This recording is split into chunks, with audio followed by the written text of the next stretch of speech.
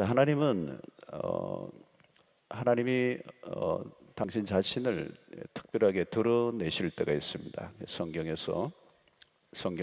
하나님의 자기 계시라고 그러죠. 하나님이 자기를 드러내심. 자, 그 중에서도 하나님이 자기 당신을 드러내실 때 언제 드러내시는가? 하나님의 백성들을 불러내실 때 하나님께서 자기 자신을 드러내실 때가 있습니다. 그래서 오늘 출애굽기 3장의 이 사건은 굉장히 유명한 사건입니다. 가시떨기 가운데서 불이 붙었는데 사그러들지 않는 그 가운데서 하나님이 나타나신 것이죠. 모세가 이제 평소에 늘 다니던 길인데 그날은 그 큰 가시떨기에서 불이 붙고 있는데 그 불을 보려고 가까이 이제 다가간 것이죠. 특이한 광경입니다. 한 번도 본 적이 없는 광경이 나타난 것입니다. 아마 이것은 하나님이 의도적으로 모세를 그렇게 이끌어들이기 위해서 모세가 주목하도록 하나님 일종의 퍼포먼스를 하신 거죠. 이목을 집중시키기 위해서 하나님이 하나의 이벤트를 준비하신 겁니다. 여러분, 성경에 하나님이 이벤트를 잘 하세요. 그래서 아주 특별하게 모세가 그냥 지나칠 수 없도록 특별한 어떤 사건을 이제 만드셨습니다. 자, 그런데 왜 하나님이 이렇게 시들지 않는 불꽃 가운데서 나타나셨는가? 그죠? 모세로 하여금 그 이목을 집중시키게 하시려고 하는 의도가 무엇인가 하는 것입니다. 그것은 모세가 쉽게 하나님의 부르심에 반응하지 않을 것이라는 것을 하나님이 아셨기 때문에요.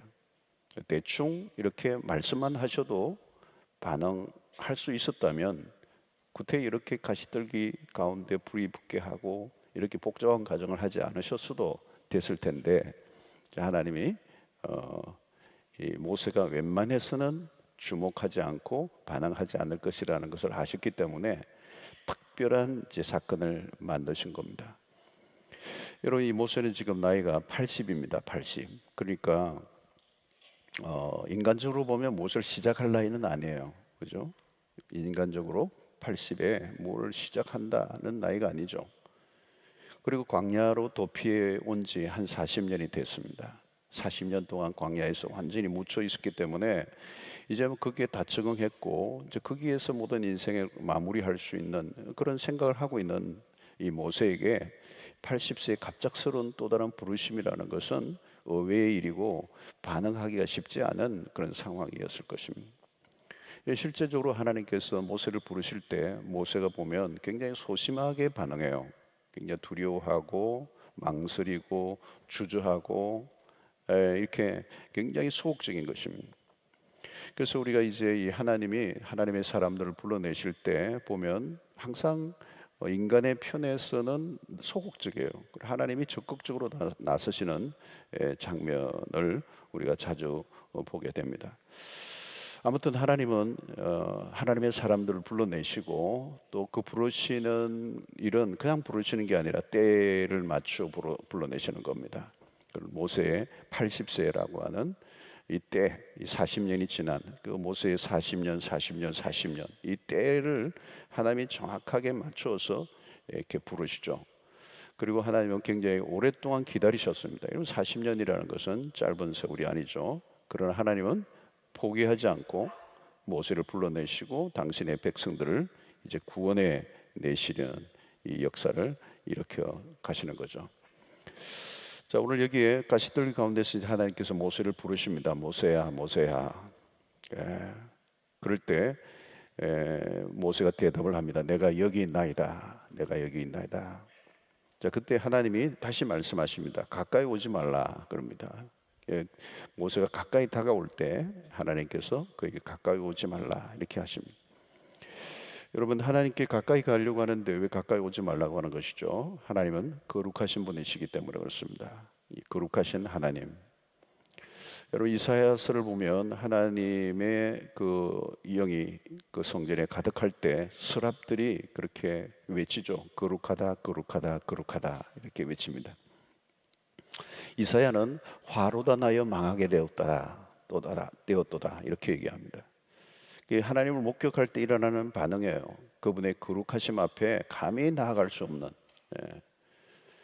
여러분, 우리는 다 죄인이고 망할 죄인이죠. 그냥 죄인이 아닙니다. 아주 하루도 나여 망하게 됐다. 이 이사의 고백이 맞는 것입니다. 거룩하신 하나님 앞에서 우리의 모습이 그런 것입니다. 그러므로 아무나 하나님에게 가까이 갈 수 있는 게 아닙니다. 불꽃 가운데 나타나신 하나님은 거룩하신 하나님. 이 불이라는 것도 그렇죠. 이 태우는 것이잖아요. 불의하고 거짓된 것을 불태우시는 하나님. 이 지성소 안으로 들어가려고 하면 아무나 들어갈 수 없어요. 그래서 오늘 이 주님이 계신 곳이 이 지성소입니다. 하나님의 임재로 가득한 곳에 우리가 들어가려고 하면 그냥 들어갈 수 없다는 거예요. 그래서 우리가 항상 염두에 두어야 하는 것은 하나님의 거룩하심인 것이죠. 그래서 하나님이 부르실 때, 모세를 부르실 때 이 첫 번째 작업이 바로 너가 선 곳은 거룩한 땅이다. 내 신을 벗으라. 내 발에서 신을 벗으라. 이렇게 얘기합니다. 그래서 하나님의 일을 하는 사람들에게 첫 번째는 항상 거룩을 염두에 두고 있어야 된다는 거예요. 무엇을 하든지 거룩을 의식하고 이제 살아야 한다는 거죠. 그래서 우리가 하나님이 매우 친숙해지고 하나님을 굉장히 가까이 하고 하나님이 친숙해졌다 할지라도 우리는 하나님의 거룩하심을 놓쳐서는 안 되는 것이죠. 자, 내가 선 곳은 이제 그때 하나님께서 하신 말씀, 너가 선 곳은 거룩한 땅이니 내 발에서 신을 벗으라. 여러분, 모세가 선 곳은 평소에 지나다니던 평범한 광야에 불과합니다. 그런데 그곳이 거룩한 곳이라는 거예요. 왜 거룩한 곳이죠? 하나님이 그곳에 임재해 계시기 때문에 그렇습니다. 하나님이 임재하시는 곳은 모두가 거룩한 곳입니다. 우리가 거룩한 것은 거룩한 삶을 살기 때문에 거룩한 것이 아니고 우리 안에 거룩한 영이 계시기 때문에 우리가 거룩한 것입니다. 우리가 있는 곳은 모두가 거룩한 것이죠. 그래서 거룩은 장소적인 것이 아니라 공간을 초월하는 것입니다. 하나님은 어디에나 계십니다. 그리고 어디나 거룩한 것입니다. 우리 자신이 구별된 존재라는 것을 잊어서는 안 되는 것이죠. 그래서 우리가 직장에 가면 그곳이 우리가 있는 곳이 거룩한 곳이 되는 것이고, 학교가 가면 그곳이 우리가 거룩한 곳이 되는 것입니다. 자, 그런데 오늘 우리가 이제 이 본문에서 살펴보아야 하는 것은 하나님이 왜 신을 벗으라고 했는가? 신을 벗으라고 하셨다는 것입니다. 여러분, 신을 벗는다는 것은 일종의 우리의 어떤 권리와 주장을 내려놓는 것을 의미합니다. 당시는 노예들이 신을 벗었습니다. 노예는 신이 없어요. 신을 벗으라는 것은 어떻게 보면 노예적 삶을 의미하는 것입니다. 노예적 삶을 살라는 겁니다. 노예는 뭐죠, 여러분? 노예는 이 출애굽기 그 당시 애굽의 그 문화 속에서의 노예는 우리나라의 뭐 노비나 어떤 뭐 일종의 종의 개념보다 훨씬 더 열악한 비천한 신분을 얘기하죠. 이렇게 신을 벗으라. 노예적 삶에 권리가 아무것도 없어요. 권리가 아무것도 없는 거죠. 주장할 수 있는 게 아무것도 없는 거예요. 자기의 생명마저도. 그러니까 노예는 자신의 의견, 뭐 자기의 계획, 자기의 어떤 주장, 자기의 어떤 경험을 내어놓을 수 있는 그런 위치가 아니에요. 노예에게 요구되는 것은 오직 하나밖에 없어요. 전적인 순종이라는 것입니다. 노예는 자기 이론을 펴서는 안 돼요. 전적으로 주인의 말에 순종만을 요구하는 것입니다. 그래서 이 신발을 벗으라, 신을 벗으라는 의미는 순종을 의미하는 것입니다. 순종. 하나님의 부르심 앞에 너가 이제 순종해야 한다는 것을 모세에게 말씀하는 것입니다. 너가 할 일은 뭐냐? 나의 부름 앞에 반응하는 것이다. 그 순종은 결국 뭘 의미할까요? 자기의 너가 주장하고 싶은 권리를 내려놓는 것을 의미하는 것입니다. 그래서 하나님 앞에서 자신의 권리를 기꺼이 놓으라는 것입니다. 여러분, 모세가 이렇게 순종하는 것은 쉬운 것이 아닐 겁니다. 40년 동안 광야에 익숙해져 있습니다. 그런 양을 치는 목자로서, 그리고 이제 그것이 자신의 삶의 모든 기반이 되고 그것이 자신의 삶에 안정감을 주는 익숙한 삶이었습니다. 그런데 하나님이 오늘 모세에게 그것을 다 내려놓으라는 거죠. 너가 안정된 지금 이제 40년 동안 안정된 그렇게 너의 삶의 근거지를 내려놓아라. 너의 근거지를 포기하라는 거죠. 권리를 포기하라는 거죠. 사랑하는 성도 여러분이, 우리가 이 복된 삶을 사는 비결 중에 하나가 여기에 있습니다. 우리의 삶의 주도권을 하나님 앞에 내어놓는 것. 모세는 자신의 삶의 주도권을 가지고 싶은 거죠. 그래서 그 하나님의 부르심 앞에 반응하지 않으려고 했습니다. 처음에는 완강하게 거부하죠. 그러나 여러분, 내가 내 주도권을 내려놓지 않으면, 내가 내 주도권을 주장하면 할수록 내 삶은 축소될 수밖에 없는 것이죠. 하나님의 부르심을 받은 사람은 발에 신발을 벗는 일에서부터 시작해야 합니다. 하나님은 모세를 부르시고 너의 신을 벗으라 말씀하십니다. 자, 이것은 믿음이 필요한 것입니다. 권리를 내려놓을 때 불안하죠. 내가 이거 내려놓으면, 그죠? 내가 의지하고 내가 붙들고 나에게 익숙하고 이것을 내려놓으면 그것은 내 삶이 다 박탈당하고 내가 벼랑 끝에 선다라고 하는 어떤 위기의식이 생길 수가 있습니다. 그러나 여러분, 이것을 우리가 그럼에도 불구하고 내 신을 벗을 수 있는 것은 뭘까요? 하나님을 신뢰할 때만 가능한 것입니다. 하나님을 신뢰할 때 우리가 그분의 말씀 앞에 순종할 수 있는 것이죠. 내가 모든 걸 내려놓는 것. 그래서 이 신을 벗는 행위를 이 권리 포기로 우리가 얘기할 수 있는데, 이것을 모세의 이야기를 히브리서 기자가 11장에서 아주 잘 표현을 하고 있습니다. 자, 어떤 것을 포기했는가를 히브리서 11장을 보면 잘 알 수가 있습니다. 24장 24절로 26절에 믿음으로 모세는 장성하여 바로의 공주의 아들이라 칭함받기를 거절하고 도리어 하나님의 백성과 함께 고난받기를 잠시 죄악의 낙을 누리는 것보다 더 좋아하고 그리스도를 위하여 받는 수모를 애굽의 모든 보화보다 더 큰 재물로 이겼으니 이는 상 주심을 바라봄이라. 그래서 자, 모세는 어떤 권리를 지금 포기했다고 얘기합니까? 바로의 공주의 아들이라는 특권을 내려놓았다는 것입니다. 또 그 뭐가 있습니까? 죄악의 낙을 누리고자 하는 권리를 내려놓았다는 것. 그리고 또 뭐가 있어요? 애굽의 모든 보화를 내려놓았다.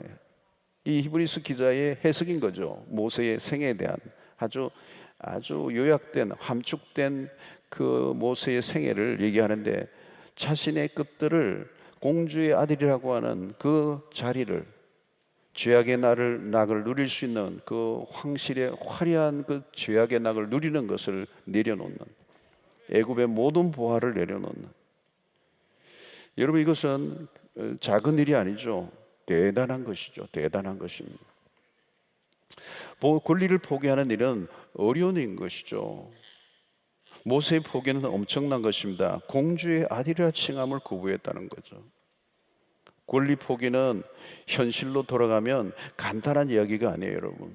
아주 숨이 막히는 것이죠. 목을 죄는, 자칫하면 내가 죽을 수도 있을 것 같은, 실패할 수도 있을 것 같은 두려움이 몰려오는 것이 이 권리 포기입니다.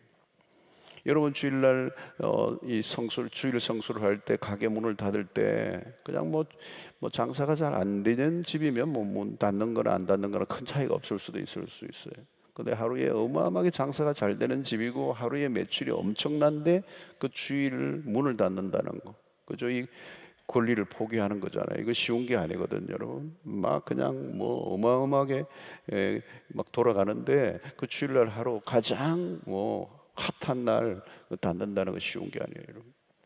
그렇죠? 우리 11조 같은 걸 할 때도 마찬가지예요. 100만 원 수입에 한 달에 10만 원 정도를 내는 것은 할 수 있어요. 근데 여러분, 이 액수가 커져가면 뭐죠?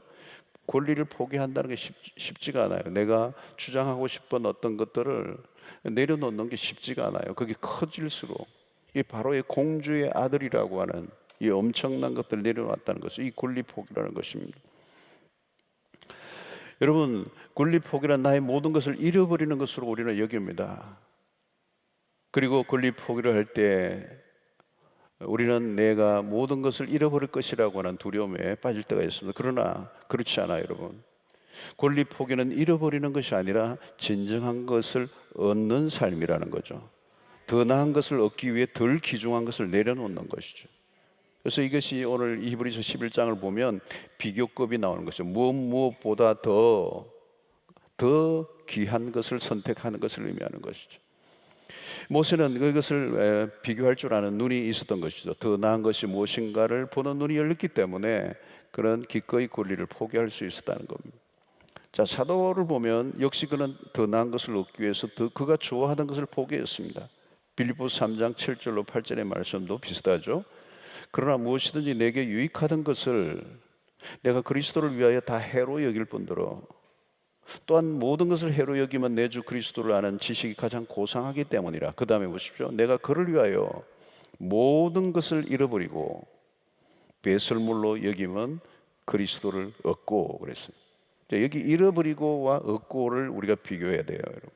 그를 위하여, 예수 그리스도를 위하여 모든 것, 자기가 추구하던, 자기가 유익하다고 생각했던, 자기가 쌓아왔던 모든 것을 다 잃어버리고 배설물로 여길 수 있었던 이유는, 그것은 모든 권리를 내려놓을 수 있던 이유는 그리스도를 내가 얻었기 때문이라는 것. 그리스도와 그 모든 것들은 비교할 수 없는 것이죠. 여러분, 그리스도 한 분으로 인하여 자신이 붙들고 있는 것을 다 내려놓았다라고 하는 얘기를 바울이 지금 하고 있는 것입니다. 여러분, 이것은 그냥 될 수 있는 일이 아니에요. 우리의 눈에 비늘이 벗겨져야 가능해요. 비늘이 벗겨져야 영안이 열리고, 영안이 열려야 분별력이 생기는 것입니다. 그래서 이 비교급, 무엇과 무엇의 비교 속에 어떤 것이 더 낫다라고 하는 이 선택을 할 수 있을 때 우리는 비로소 권리를 내려놓게 되는 것입니다. 여러분, 아브라함의 예를 보겠습니다. 아브라함도 창세기 12장 1절을 보면 여호와께서 아브라함에게 이르시되 너는 너의 고향과 친척과 아버지의 집을 떠나 내가 내게 보여줄 땅으로 가라 그랬어요. 여러분, 여기 고향과 친척과 아버지 집을 떠난다는 게 뭘까요? 이 안정된 삶을 포기하는 것입니다. 하나님의 부르심 앞에 자신의 안정된 삶을 포기하는 것. 안정된 삶을 살고 싶은 그 권리를 내려놓는 것. 부족을 떠난다는 것은 고대 금동 지방에서 상상하기 어려운 것입니다. 오늘날 여러분, 우리가 이 도시에서 다른 동네로 이사 가는 것과 비교하는 그런 개념이 아니에요. 완전히 그 위험한, 생명의 위협이 얼마든지 따를 수 있는, 실제로 그런 일들이 일어났죠, 여러분. 떠나는 순간 안정이 보장되지 않습니다. 이 권리 포기는 굉장히 위험한 것이죠. 당장 모든 것을 잃어버릴 수 있는 일이죠. 그런데 이 창세기 12장에 자기의 그 고향 본토 친척 아버지 집을 떠나는 이 권리 포기로부터 출발한 아브라함의 생애가 나중에 창세기 22장에 자기의 독자 이삭을 하나님 앞에 올려놓는 이 권리 포기로 완성해요. 그래서 이 아브라함의 생애 역시 권리 포기에서 시작해서 권리 포기로 끝나는 것입니다. 바로 그것이 그리스도가 우리에게 보여주신 삶이에요. 하나님의 영광을 버리고 이 땅에 오시는 이 권리 포기로부터 시작해서 십자가에 매달리시는 사건이 결국은 권리 포기의 완성이라는 것이죠. 자, 여러분, 우리는 믿음의 조상의 모습에서도 이 출발 지점에 뭐가 있어요? 권리 포기가 있는 것입니다. 그러므로 이 권리 포기는 뭐냐? 믿음과 같은 말입니다. 믿음과 같은 말. 믿음이 없으면 권리를 포기할 수가 없어요. 아브라함은 갈 바를 알지 못했지만 기꺼이 권리를 내려놓습니다. 그가 붙던 것은 하나님의 말씀 하나밖에 없었어요. 오직 하나님의 말씀, 그 말씀에 온전히 순종하는 태도를 갖춘 사람만이 신발을 벗을 수가 있는 것입니다. 내가 갈 길을 내가 선택하는 게 모든 것은 하나님의 손에 달려 있음을 믿는 것이죠. 그래서 오늘이라도 떠나라고 하면 떠날 준비가 된 사람이 바로 신을 벗는 일인 것입니다. 지금 당장 그 자리를 떠나 너의 계획을 포기하라고 하면 포기할 수 있어야 한다는 거죠. 바로 그것이 권리 포기요. 그 권리 포기가 하나님이 일하실 공간을 내어드리는 것을 의미하는 것입니다. 자, 하나님께서 여호수아에게도 하신 말씀이 있어요. 여호수아서 1장 3절을 보면 이런 말씀이 있습니다. 내가 모세에게 말한 바와 같이 너희 발바닥으로 밟는 곳은 모두 내가 너에게 주었다 그랬어요. 너희 발바닥으로 밟는 땅을 모두 주시겠다 이렇게 했습니다. 여러분, 전쟁을 치르는 군사들에게 신을 벗으라는 것은 맞지 않는 명령입니다. 그런데 어떻게 신을 벗으라는 거죠? 여러분, 발바닥으로 밟는다는 말은 뭘까요? 신을 벗는 행위를 말하는 겁니다. 모세와 동일한 얘기를 하는 것입니다. 여러분, 이것은 왜 이 신을 벗으라고 얘기하는 것입니까? 전쟁은 하나님께 속해 있다는 것입니다. 여호수아에게 주신 메시지는 여호수아야, 너가 잘 싸워서 이기는 게 아니다. 내가 싸운다. 내가 너를 대신해서 싸운다. 너는 나의 명령에 순종하기만 하면 된다. 그 얘기를 하시는 거죠. 여러분, 여리고를 어떻게 무너뜨렸습니까? 여리고가 이제 처음 그들이 돌 때, 여러분, 그냥 돌라고 하신 명령에 순종한 것입니다. 이스라엘 백성들은 한 게 아무것도 없어요. 그냥 돌라고 하는 명령에 순종할 때 무너졌습니다. 싸워서 무찌른 게 아니죠. 매일 돌고 돌았어요. 아무 소리 하지 않고 돌고 돌았습니다. 자, 매일 한 바퀴씩 돌고 마지막 날에 7바퀴를 돌았어요. 무엇을 의미합니까? 이게 권리 포기를 의미하는 것입니다. 여러분, 노예는 말을 하면 안 돼요. 자기 의견을 꺼내면 안 돼요. 자기의 계획이나 전략이 필요하지 않아요. 야, 우리가 뭐 좀 회의를 해서 이 여리고를 무너뜨리기 위한 어떤 전략을 좀 세워보자, 의논을 해보자. 3일째, 4일째, 5일째 막 계속 돌면서 이 바보 같은 짓을 그만해야 된다. 머리도 없냐? 좀 뭔가 애를 써봐라. 발로 차든지. 근데 그런 게 아니에요. 그냥 너희들의 주장이나 너희들이 어떤 얘기를 하지 말라는 거예요. 그냥 명령에 순종하기만 하라는 거예요. 이게 권리 포기의 모습이에요. 하나님이 하라는 대로만 할 때 승리가 주어진다는 거예요. 똑똑한 노예가 필요하지 않다는 거예요. 똑똑한 노예가 필요하죠. 하나님은 유능한 노예를 찾지 않아요. 권리 포기를 할 줄 아는 종을 찾으시는 거죠. 여러분, 우리가 착각을 하면 안 됩니다. 성경을 보십시오. 모세를 부르신 때도 마찬가지예요. 모세를 부르실 때도 그가 똑똑하고 총명이 넘칠 때 부르신 게 아니에요. 모세를 하나님이 부르실 때 어때요? 그는 나는 말할 줄도 모른다 그랬어요. 말할 줄도 모른다. 예, 이 정도면 뭐냐면 완전히 바닥을 치고 있는 것입니다. 모세의 어떤 인생에 있어서 절정기에 부르신 게 아니에요. 진짜 말도 더듬을 정도로 광야에서 40년 동안 뒹굴면서 자신감도 다 잃어버리고 자신에게 어떤 것도 남아있지 않는 그런 상태에 부르신 거죠. 자기의 주장과 자기의 의견을 내어놓을 수 있는 게 아무것도 없었어요. 여러분, 권리 포기라는 게 너무나 중요합니다. 권리 포기를 하지 않으면 말씀에 순종하기 어려워요. 권리 포기는 우리의 계획과 지혜를 내려놓는 것입니다. 최고의 전략과 전술은 하나님의 말씀에 순종하는 것입니다. 하나님의 말씀은 웃음 보기에는 현실과 맞아떨어지지 않아 보이고 어리석은 것 같이 보일 때가 많아요, 여러분. 그래서 우리가 하나님의 지혜를 온전히 신뢰하지 못하고 자기의 머리를 의지하고 자기의 어떤 계획과 자기의 어떤 그런 전략을 막 짤 때가 있죠. 고린도전서 1장 25절을 보십시오. 하나님의 어리석음이, 하나님에게 무슨 어리석음이 있겠습니까? 그런데 이 비교하기 위해서 알아듣기 위해서 하신 거죠. 하나님의 어리석음이 사람보다 지혜롭고 하나님의 약하심이 사람보다 강하니라. 권리 포기란 결국 하나님의 음성에 귀를 기울이고 그 말씀을 신뢰하는 일입니다.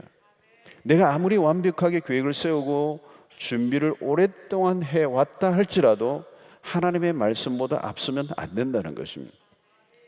우리의 지혜는 완벽하지 않습니다, 여러분. 우리의 총명이 완벽하지 않다는 거예요. 그 말은 뭐냐면 허점이 항상 있다는 겁니다. 허점이. 아무리 똑똑해도 허점이 있어요, 여러분. 우리 인간에게는 완전함이라는 없습니다. 완전이라는 단어를 쓸 수가 없어요, 여러분. 우리는 완전이라는 단어를 쓸 수 없는 존재예요. 문제가 그거예요. 문제가 우리는 완전하지 않다는 거예요. 약한 부분이 있다는 겁니다. 허점이 있다는 겁니다. 작은 결함이 있다는 겁니다. 어떤 결함이든 있어요. 그 결함이 결국은 우리의 인생에 뼈아픈 실패를 가져오게 만들거든요. 그러므로 이 권리 포기를 할 줄 아는 사람은 자기 자신의 연약함을 인정하고 언제라도 하나님의 말씀하시면 그 앞에 무릎을 꿇을 준비가 되어 있는 사람이어야 한다는 거죠.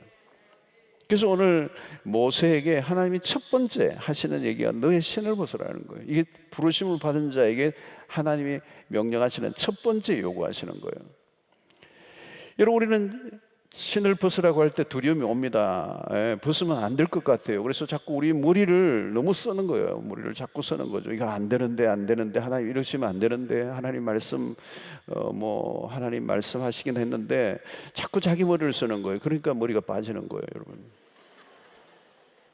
안 되는 머리를 자꾸 쓰니까 과부하가 막 일어나는 거죠. 여러분, 현대인들이 머리가 얼마나 좋습니까? 머리 싸움을 다 하잖아요. 그죠? 세상에 나가면 전부 다 머리 싸움이에요. 얼마나 그냥 피 튀기는 전쟁을 해요, 여러분. 그래서 누가 더 많이 머리를 굴리느냐의 싸움이에요. 근데 여러분, 그런 싸움에 들어가면 우리는 승산이 없어요. 머리 좋은 사람이 한두 명이 아니에요, 여러분, 세상에. 머리 좋은 사람만 있는 게 아닙니다, 여러분. 머리를 이상하게 쓰는 사람도 많아요. 나쁜 머리를 쓰는 사람들이 있거든요. 그러면 머리는 좋은데 이상한 방향으로 쓰는 사람을 만나면 어떻게 돼요? 그럼 나도 잘못 그게 말려들면요, 이제 안 되는 거죠. 여러분, 하나님의 백성이 머리를 이상하게 굴릴 수가 있나요, 여러분? 결국은 악한 자에게 당하는 것입니다. 우리는 그 싸움에서 빠져나와야 돼요, 여러분. 머리를 믿고 내가 가지고 있는 지혜를 믿고 살아가는 삶의 방식에서 떠나야 된다는 거죠.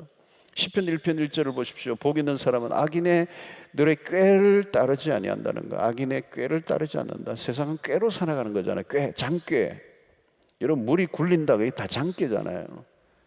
죄인들의 길에 서지 아니하며 오만한 자의 자리에 앉지 않는다는 거죠. 여러분, 우리가 아무나 사람을 만나지 않아야 될 이유가 거기에 있습니다. 우리의 교제권을 늘 확인해요. 우리가 앉는 자리, 가는 자리, 함께 가는 사람들을 다 점검해 보셔야 되는 거죠.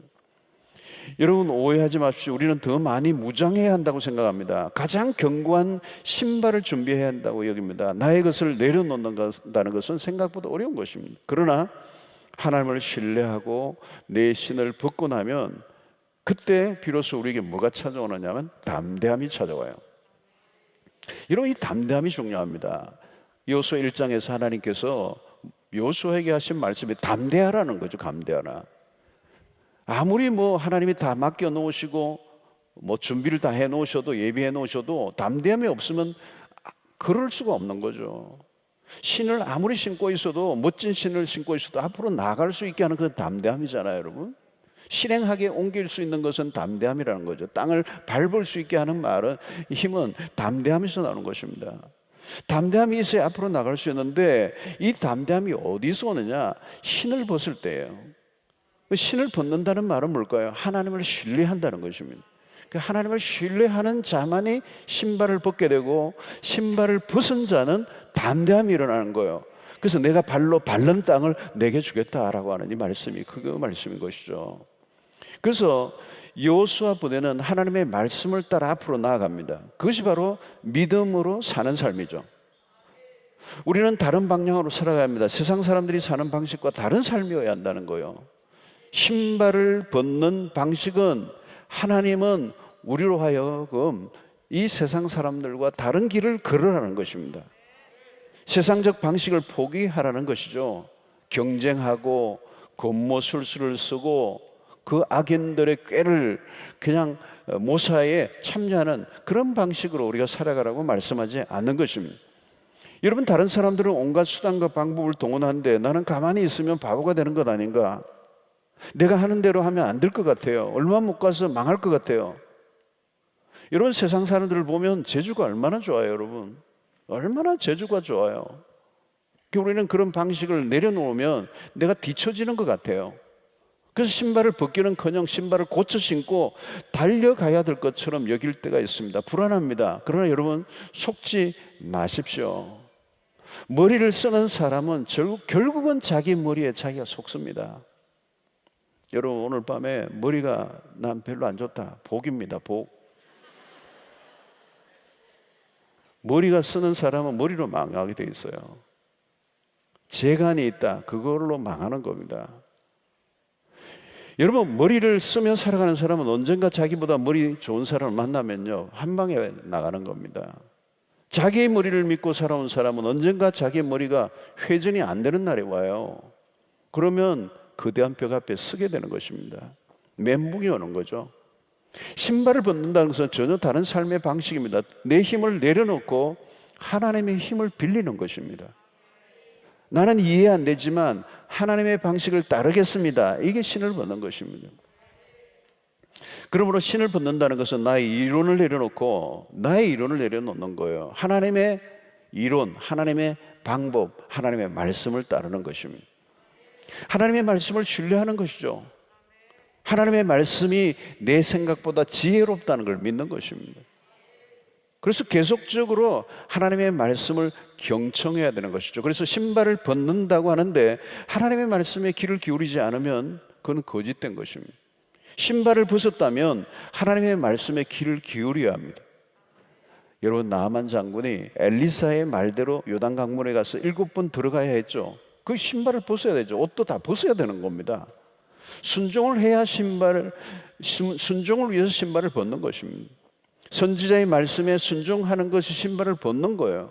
자신의 권리를 주장하거나 자기의 견해를 내세우면 순종할 수가 없는 것입니다. 여러분, 모세가 신을 벗을 때 어떤 일이 났습니까? 이스라엘 백성을 하나님이 그에게 맡기십니다. 무명의 목자를 애굽의 바로 앞에 서게 하십니다. 신을 벗을 때 놀라운 일이 일어나요. 하나님의 역사가 시작되는 지점이라는 것입니다. 우리의 오랫동안 익숙했던 삶의 방식을 내려놓을 때 하나님은 새 일을 행하시는 줄로 믿습니다. 하나님은 신발을 벗으라고 하실 때는 놀라운 계획을 갖고 있는 거예요. 하나님의 계획, 하나님의 로드맵이 있는 겁니다. 그리로 인도하시기 위해서 너의 신을 벗으라, 너의 삶의 방식을 내려놓아라, 너의 이론과 너의 주장과 너의 고집과 너의 모든 생각들을 내려놓아라, 너의 계획을 내려놓아라, 너가 추구하는 삶의 목표를 내려놓아라. 내가 새 길을 내게 했다는 것입니다. 하나님은 여호수아로 하여금 발바닥으로 밟는 땅을 주시겠다는, 그 땅이 어떤 것이죠? 가나안이라는 땅이잖아요. 가나안. 애굽에서 종살이 하던 백성들을 자유민으로 인도하시겠다. 자유민으로 인도하시겠다. 여러분, 애굽에서 이스라엘 백성들은 포로였습니다. 포로. 갇힌 자들이었습니다. 자신들이 마음대로 갈 수가 없었어요. 그들을 이끌어 가나안에 이르게 하셨습니다. 그들을 이끌어내실 때 이제 너희들이 어디에 구속받지 않고 마음껏 가라. 발로 밟는 땅을 내가 너희들에게 주겠다. 여러분, 오늘 이 은혜가 여러분들에게 되기를 축원합니다. 누가 누구에게 그런 은혜를 주시는 겁니까, 여러분? 자유인으로 살아가게 하는 거. 너가 밟는 땅을 내가 주겠다고 하나님이 이런 무제한적 은혜를 주시는 이유가 무엇입니까? 먼저 자기의 권리를 내려놓는 자다, 신을 벗는 자들에게 그 주신 약속이라는 거죠. 신을 벗고 나아가는 자에게 주시는 약속이 있습니다. 내가 발로 밟는 땅을 다 내게 주겠다. 신발을 벗은 자가 그 발로 나아가는 곳마다 정복의 역사가 일어난다는 거예요. 놀라운 일이죠, 여러분. 발로 밟고 나아가기만 하면 주시겠다는 것입니다. 그 말의 의미는 이제 모든 것은 하나님이 주도하시겠다. 무엇이든지 하나님이 적극적으로 나서 주셔야 되는 거잖아요. 그러니까 내가 내 신을 벗으면 이제 내 방식과 내 힘으로 일을 이루는 것이 아니고 하나님이 주도적으로 당신의 역사를 이루시겠다는 거예요. 우리 대신, 내가 너를 대신해서 싸우겠다는 거예요. 모세와 함께 있던 것 같이 내가 너와 다 함께 있겠다는 그 약속이 이루어지는 것입니다. 그러면 하나님이 대신 적극적으로 나서 주시면 안 될 일이 없죠, 여러분. 막을 자가 없죠, 여러분. 안 될 게 어디 있겠어요, 여러분. 여러분, 우리의 힘만으로는 안 돼요, 여러분. 우리가 살아갈 때 우리의 열심만으로 안 됩니다. 하나님이 열심이셔야 합니다. 우리의 의욕이나 열심으로는 안 돼요. 우리의 의욕이나 열심으로 되는 거예요. 아무리 열심을 내어도, 여러분, 우리는 열심을 낼 수도 있어요. 그런데 우리의 열심은 한때예요. 한때. 계속 열심을 낼 수 있는 사람은 아무도 없어요. 그리고 열심을 내도 죽어요. 영원히 열심을 낼 수 없는 거죠, 여러분. 열심을 내다가도 또 어떤 사람은 격결로 빠져요. 그 열심을 내고 그 이루은 것을 통하여 자기 이름을 드러내고 자기의 영광을 추구하는 쪽으로 빠지는 열심이란 말이죠. 이게 예수님 시대 바리새인과 같은 그런 자들이 아니에요. 우리의 의욕과 열심은 하나님의 역사에 오히려 방해가 될 때가 많아요. 여러분, 그것이 모세의 생애 40년이었잖아요, 여러분. 모세가 공중에 있을 때 열심히 대단했잖아요. 혈기가 대단했잖아요. 자기의 방식으로, 자기의 고집으로, 자기의 지식으로 공중에서 획득했던 수 없는 그런 이론과 방식으로 하나님의 일을 해보려고 했잖아요. 그런데 실패하고 말았어요. 여러분, 신을 벗는다는 것은 하나님의 열심에 맡긴다는 뜻이에요. 그러면 뭘 의미하죠? 내 힘을 빼는 것입니다. 신을 벗는다는 말은 내 힘을 빼는 것입니다. 내 열심을 내려놓는 것입니다. 나도 모르게 여러분 힘을 주는 거예요. 나도 모르게 내가 자꾸 힘을 주고 내 힘으로 하려고 자꾸 하는 것입니다. 하나님께 맡겨야 되는 것입니다. 그때부터 하나님께 완전히 위탁하고 하나님께 완전히 나의 권리를 내려놓게 될 때, 그때부터 하나님이 역사를 하신다는 거죠. 여러분, 여호수아에게 주신 땅은 얼마나 광활합니까? 여호수아 1장 4절을 보면 곧 광야와 이 레바논에서부터 큰 강 곧 유브라데 강까지 해쪽 속의 온 땅과 또 해지는 쪽 대해까지 너희의 영토가 되리라 그랬어요. 상상할 수 없는 일이죠. 내가 신을 벗을 때만 해도 이렇게 광대한 땅을 주시리라고 생각하지 못했을 거예요. 여호수아도 상상하지 못했을 거예요. 그러나 그 하나님의 약속을 믿고 순종할 때 주어지는 축복은 상상을 초월하는 역사. 여러분, 발로 밟기만 해도 주신다는 말은 무슨 의미입니까, 여러분? 하나님이 직접 주시겠다는 거예요.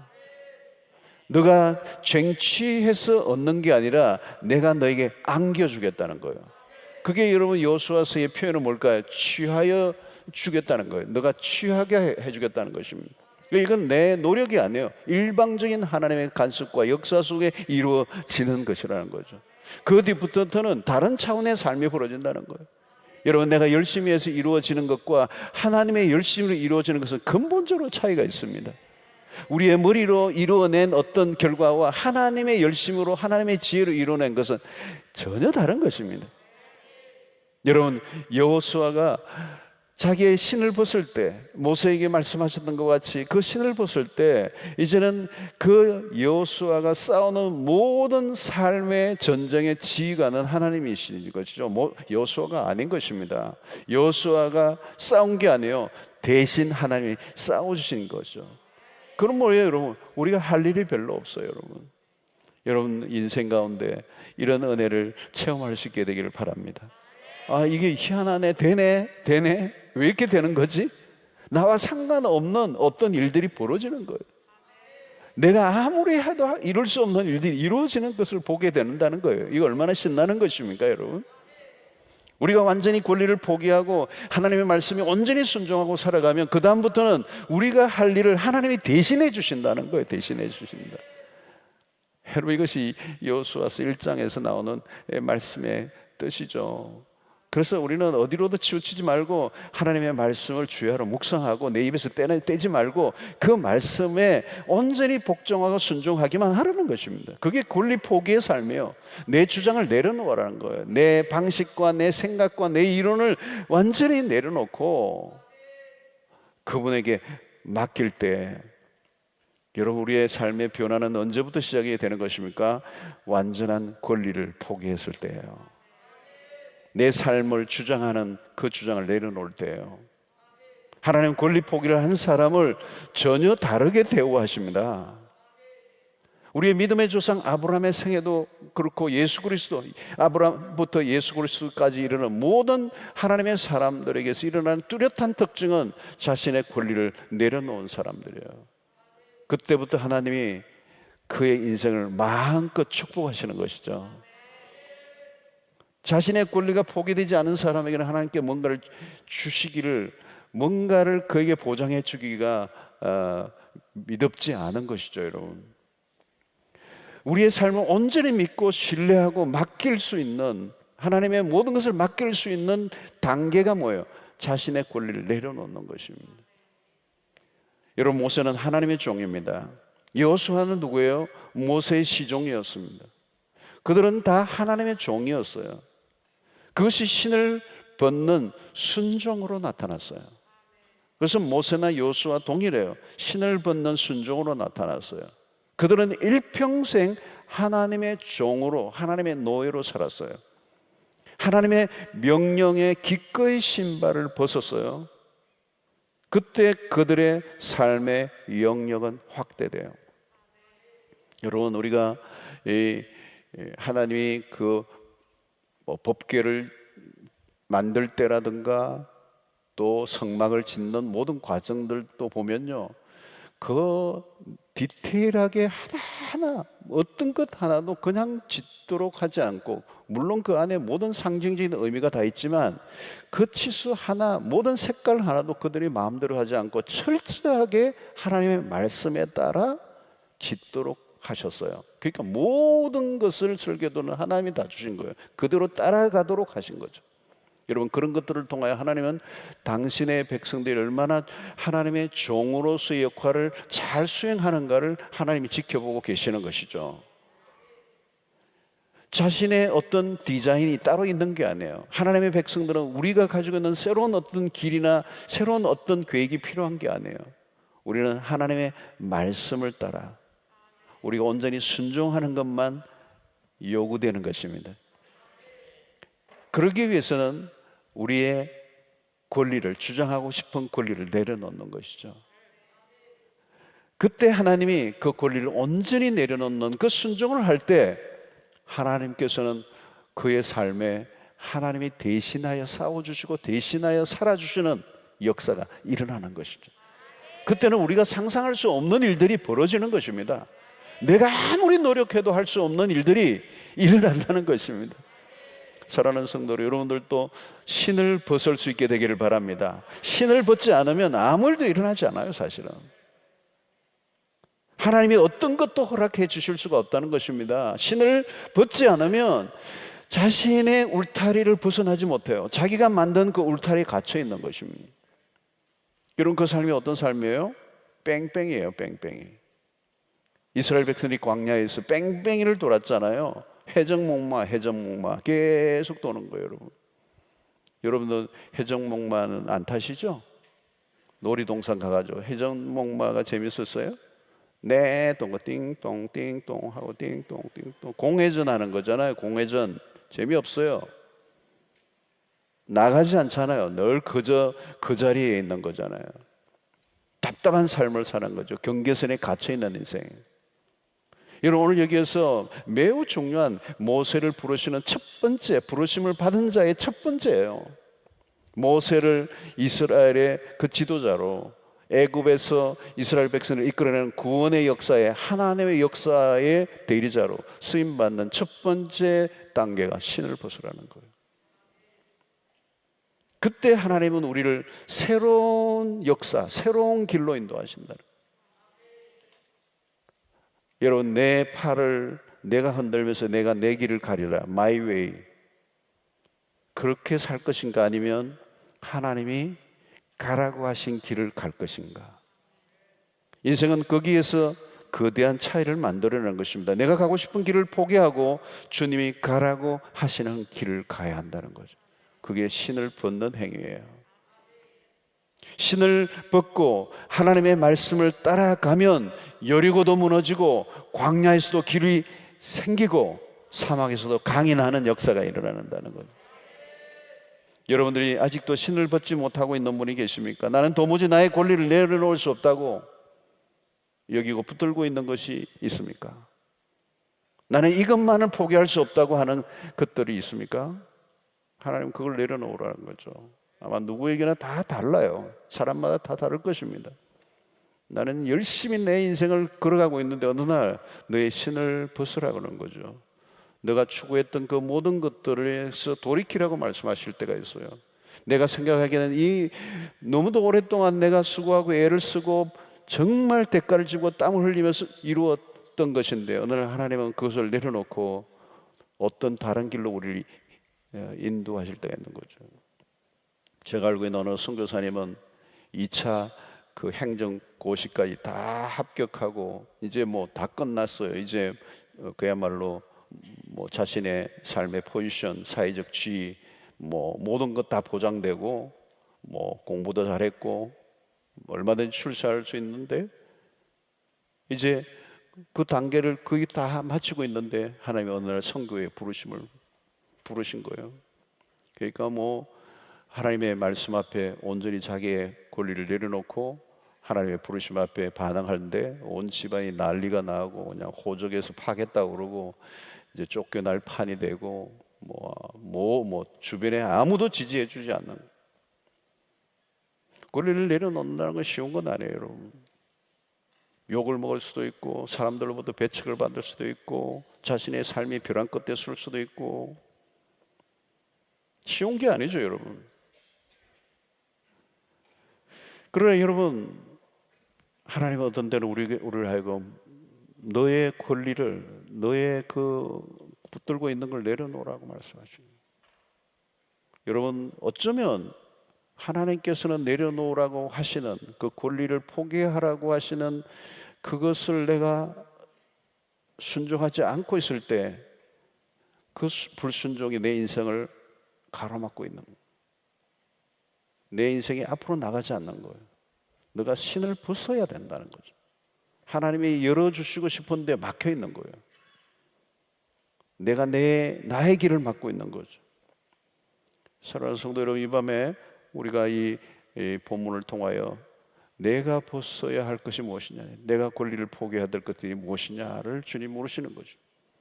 하나님 우리를 통해서 일하고 싶어 하세요. 하나님 우리의 삶에 놀라운 일을 행하기를 원하세요.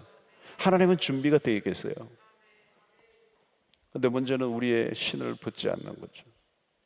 내가 가고 싶은 길로 가고 내가 계획한 대로만 가는 거예요. 하나님의 계획과는 상관없이. 여러분, 하나님 오늘 또 우리를 부르시고 우리를 통하여 하나님의 놀라운 일들을 행하시기를 원하십니다. 하나님은 계속 사람들을 부르세요. 지금도. 왜? 하나님은 당신의 역사를 당신이 직접 행하지 않고 사람들을 통하여 행하시기 때문입니다. 오늘 또 하나님의 나라에 하나님의 사람들이 너무너무 많이 필요해요. 하나님은 계속 부르세요. 불러내세요. 기다리세요. 그리고 때가 되면 우리에게 콜을 하실 때 우리가 반응해야 돼요. 그 반응의 첫 번째가 뭐예요? 신을 벗는 것입니다. 그 신은 자기 방식대로 살아왔던 삶의 방식을 내려놓는 것입니다. 자신의 지혜로 살아왔던 삶의 방식을 내려놓는 것입니다. 자기가 추구했던 삶의 모든 것들을 내려놓는 것입니다. 자기가 쌓아왔던, 자기가 애착을 가지고 집착했던 모든 걸 내려놓는 것입니다. 그리고 내가 가고자 하는 길이 아니라 하나님이 가라고 하신 그 길에 내가 순종하고자 할 때 과거에 지금까지 내 인생의 모든 쌓아오고 붙들고 매여 있던 모든 것을 내려놓는 것을 의미하는 것이죠. 그 권리 포기인 것입니다. 우리의 믿음의 조상들에게서 볼 수 있는 모든 것이 다 그거예요. 그런데 우리는 그 권리 포기가 굉장히 두려워지죠. 위험해 보이고 모험이고 벼랑 끝에 서는 것 같고 세상에서 나고 하는 것 같고 실패자가 되는 것 같은 그런 두려움이 몰려오죠. 아마 모세도 그렇게 했을 것입니다. 주저했을 것입니다. 그런데 하나님께서 신발을 벗으라고 하는 것은 우리의 인생을 박탈하기 위해서가 아니고 우리의 인생을 새롭게 이끌기를 원하시기 때문에요.